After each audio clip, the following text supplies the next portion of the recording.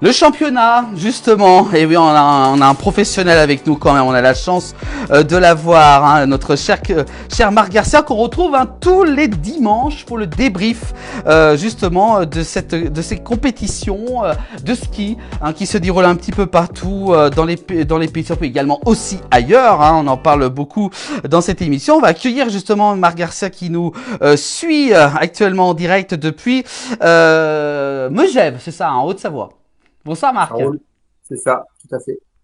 Alors Marc, bonsoir, bienvenue justement pour cette rubrique sport. Hein. On voulait absolument mettre cette parenthèse ce soir dans le 19h de la place du village. On en parlait juste avant dans les informations en images, justement de ce championnat qui a commencé aujourd'hui. Oui, exactement. Aujourd'hui, cérémonie d'ouverture, conjointement avec ce fameux somme parallèle. Hein. Somme parallèle, ce sont deux tracés qui sont l'un à côté de l'autre, avec un parcours rouge et un parcours bleu, qui sont en théorie identiques. Voilà, il y a une confrontation directe entre les deux athlètes. Le premier qui passe la ligne d'arrivée a gagné. Donc, Salbar avait fait une certaine originalité, puisque le temps que les équipes remontent entre chaque tour, puisque ça commence huitième de finale, quart de finale, demi-finale et finale, comme un peu le tennis. Donc, ils avaient alternativement fait la cérémonie d'ouverture et cette première épreuve. Voilà qu'on a pu suivre. C'était une très belle cérémonie. Hein. J'ai pu regarder justement tout à l'heure en préparant l'émission, une très belle cérémonie. Hein. Et ça va se dérouler tout au long de la semaine, c'est ça? Oui, même pour une quinzaine, c'est parti pour 15 Quinzaine. jours quasiment. Ouais. Parti pour une quinzaine. Donc, oui, aujourd'hui, ils ont décidé de faire cette épreuve par équipe mixte, donc deux garçons, deux filles. Et puis donc un petit clin d'œil à Mozart, un petit clin d'œil à beaucoup d'enfants. J'ai même eu l'impression d'avoir une réplique de Paris 2024 dans l'idée. En Hmm. tout cas, c'était sympa, c'était cool. Bravo aux Autrichiens. Voilà. Alors, quelques premiers résultats peut-être pour cette journée de ce mardi 4 février. Parce qu'on sera là tous les soirs hein, pour une petite page de sport. Oui, alors si on n'a pas de compétition, on aura des sujets techniques, des Voilà, sujets concernant le ski. Oui, également. mais alors à la surprise générale, on va quand même le dire, hein, parce que les grands favoris étaient l'Autriche chez elle, les Suisses, les Norvégiens qui avaient une belle équipe, et ce sont nos amis transalpins, les Italiens, à la surprise générale, qui ont battu en finale les Suisses, une belle troisième place des Suédois, et puis une quatrième place des Américains. Voilà, déjà une belle première journée. En plus, le temps était plutôt très beau en Autriche, apparemment. Oui, ils ont pu faire des entraînements de descente aujourd'hui aussi, tôt ce matin. Et puis cette épreuve assez marrante, assez sympa, hein, slalom parallèle. Alors à l'époque, ça s'appelait, il y a très très longtemps, c'était ce slalom parallèle, c'était du ski professionnel qui a été dans les années 60 de mémoire. Hein, l'un des premiers champions français, c'était Adrien Duvillard. Après les grands champions qu'on a eu, Jean-Claude Tilly est parti là-bas, Henri Duvillard. Et puis moi j'ai eu la chance d'en faire quelques-uns au Et Japon oui. pendant un En- certain nombre d'années. Voilà, pendant plus de 9 ans, hein, c'est ça. Oui, c'est ça. Vous avez bien Voilà, retrouvé les tablettes. voilà, Donc, c'est ça. Ouais. j'avais d'ailleurs gagné une finale mondiale on avait fait 1 et 2 avec Michel Canac en 89, mon ami français qui est décédé il y a quelques années, c'est Saint-Lambert. On avait fait un super doublé français sur une finale mondiale à Sapporo. Voilà, où j'ai pratiqué pendant 9 ans en étant vice-président du circuit. Donc, j'ai un peu la connaissance de cette culture du slalom parallèle aussi. Voilà, et qui va beaucoup nous aider tout au long de la semaine, même pendant 15 jours. Hein, on sera régulièrement avec Marc Garcia à Megève ou même peut-être. Est-ce que vous allez en Autriche, peut-être, non? Dans les prochains jours? Peut-être parce que j'ai une Ah, japonaise ah, dont je m'occupe, j'en ai parlé, Hélène ouais. Watanabe, qui est toute petite, qui a 21 ans, qui est qualifiée pour le Japon et qui courra le slalom spécial le 15 février. Donc si j'ai la possibilité d'y aller, oui, j'irai pour essayer de m'occuper un peu d'elle et d'aider à être la plus performante possible. Voilà. Et oui, hein, car Marc entraîne de nombreux skieurs et skieuses hein, depuis de nombreuses années. Beaucoup d'une en Oui, fait. oui, Voilà. c'est un Alors, grand nombre d'années, oui, c'est vrai. Et alors, euh, nos Français sont passés au travers. Malgré oui. tout, ils étaient en quart de finale, ils sont tombés sur les Italiens. Ah, Ça s'est perdu à peu de choses, à 400e. Donc l'équipe française qui était composée des deux filles, qui étaient Clara Direz et Marina Mur. Les côtés garçons, Thibaut Fabron et Léo Anglon. Voilà, après ça a été quand même la surprise du chef aujourd'hui avec les Italiens. Ils se sont inclinés en quart finale, ils n'ont pas passé les quarts finales, pardon, ils sont inclinés contre les Italiens, qui ont été eux champions du monde. Mm. Donc, je pense que c'est plutôt, il est quand même plus intéressant de se faire battre malgré tout par le champion du monde Mm. que par celui qui se fait battre le tour d'après. Voilà. Alors, on va dire un petit peu le programme de cette semaine. Pour justement, on va suivre tous les soirs avec également aussi des rubriques techniques au niveau du ski. Ouais, là, il y a les programmes d'entraînement descente qui vont arriver là demain et après-demain, entraînement descente, pardon, descente hommes et descente femmes. Après, il y aura les épreuves de super géant. Mais en tout cas, il y aura de quoi faire pendant une quinzaine de jours. Donc demain, on va arriver sur un sujet un peu plus technique, en répondant aussi à nos téléspectateurs en fonction des questions. C'est un peu le sujet de cette quinzaine. Voilà. On va justement regarder une question qu'on nous Ah, regarde. Pierre Ognon qui apparaît en bas de l'écran. Oui, ça y est, c'est magique. Marc Garcia, durant la course, on a vu que les coureurs avaient quelques problèmes d'accroche, problèmes de préparation ou de matériel.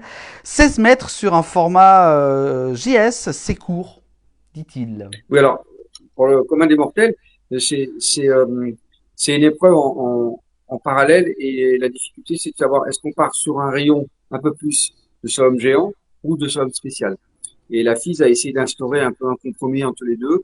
Et donc l'écart vertical, c'est-à-dire entre une porte à l'autre, sans parler de l'écart horizontal, était de 16 mètres. Et en imposant un ski géant. Ça veut dire qu'un ski géant, aujourd'hui, c'est souvent les normes internationales. Chez les filles, une longueur de ski est de 188 plus ou moins 5, c'est-à-dire qu'on peut avoir un 183 ou un 193, d'accord? Ça, c'est la longueur du ski. Le rayon du ski, c'est 30 mètres. Comme pour les hommes, qu'est-ce que ça veut dire? En théorie, c'est quand vous mettez vos skis sur la carte et que vous ne faites rien de particulier, votre ski va vous faire faire un rayon de 30 mètres. C'est à peu près ça l'image de la théorie d'un rayon de courbe. D'accord? Et chez les garçons, on a un 193 plus ou moins 5, c'est-à-dire que les garçons peuvent avoir un 198, tout comme un 188. Alors la Mm. tendance actuelle aujourd'hui sur les formats de slalom géant, et on revient sur des skis un peu plus longs, c'est-à-dire que les gars utilisent beaucoup plus des 195, des 198. Et là, il y a certains qui s'étaient déjà bien préparés avant, qui utilisent des skis un peu plus courts, c'est-à-dire dans la tolérance du règlement international. Alors 16 mètres, c'est effectivement très court, et on a vu à l'écran tout à l'heure que ça a posé des problèmes sur ceux qui étaient, on va dire, presque plus des géantistes, et ceux qui étaient capables de faire du slalom spécial et du slalom géant étaient capables d'utiliser ces rayons plus courts, c'est-à-dire de mettre les skis, comme on dit, un peu en dérive.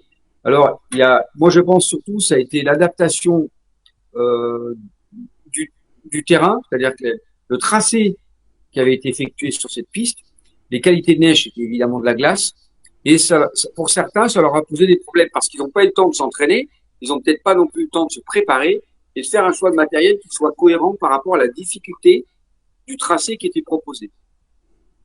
D'accord, voilà de belles C'est explications. technique, Ouais. c'est technique, c'est technique, hein, ça Oui, c'est. c'est très très technique. Mais on écoute justement.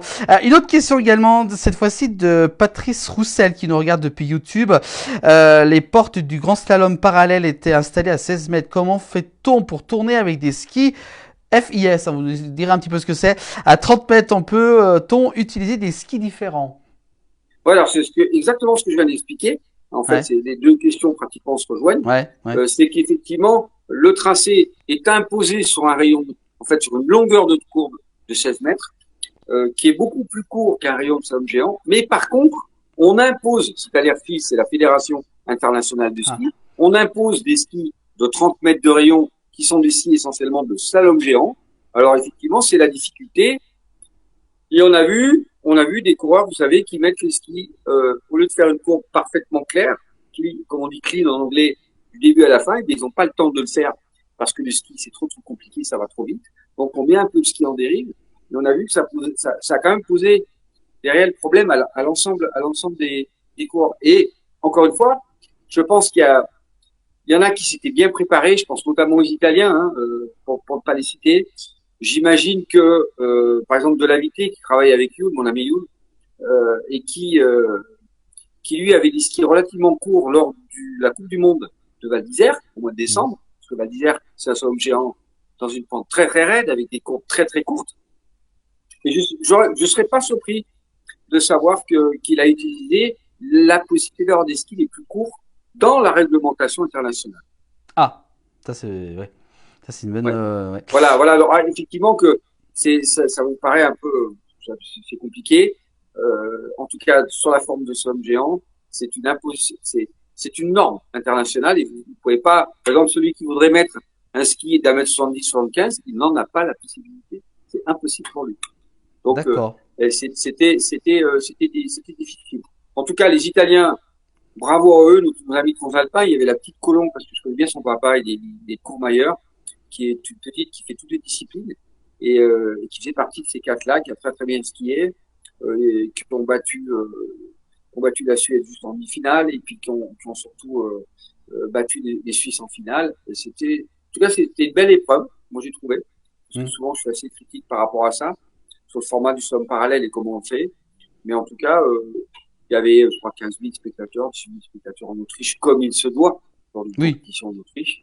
Voilà, c'était le début de, de, de, de ces magnifiques championnats du monde qui commencent avec un temps magnifique. Il n'y a Voilà. pas d'autres questions, Johan? Bah non, tout est non, c'est pour l'instant. On Voilà, est. on verra ça tous les soirs, une petite page de sport et on parlera donc de ce championnat. Bah merci beaucoup Marc hein, pour justement ce premier volet, hein, cette première journée. On aura encore d'autres donc d'autres directs hein, demain, jeudi, vendredi, on continuera puis on aura notre débrief également durant ce week-end. Ouais. Voilà. Exactement. Ce que j'ai oublié de vous dire, quand Oui. même, Johan, c'est Oui. que les équipes étaient composées d'avance et Ouais. c'était des choix comment on appelle ça, de directeur de chaque nation qui prend. Alors, il n'y a pas non plus, on va pas appeler, il n'y a pas les meilleurs du monde.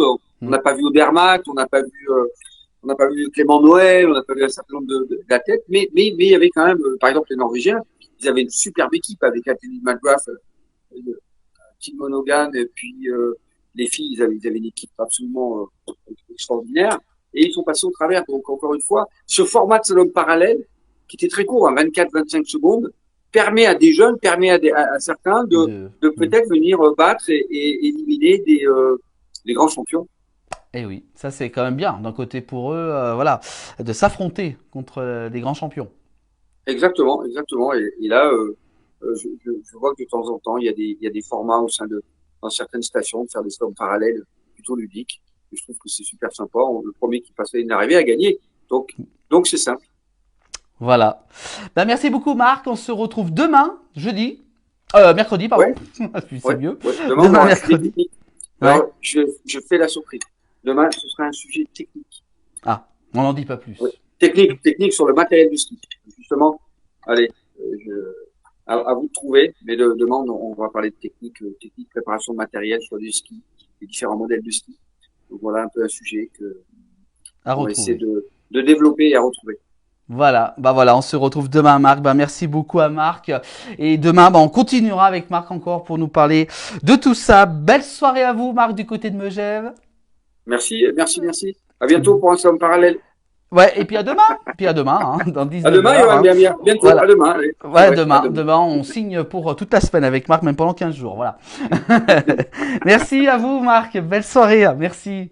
Merci encore. Salut à tous. Voilà pour cette rubrique avec Marc Garcia pour notre rubrique sport.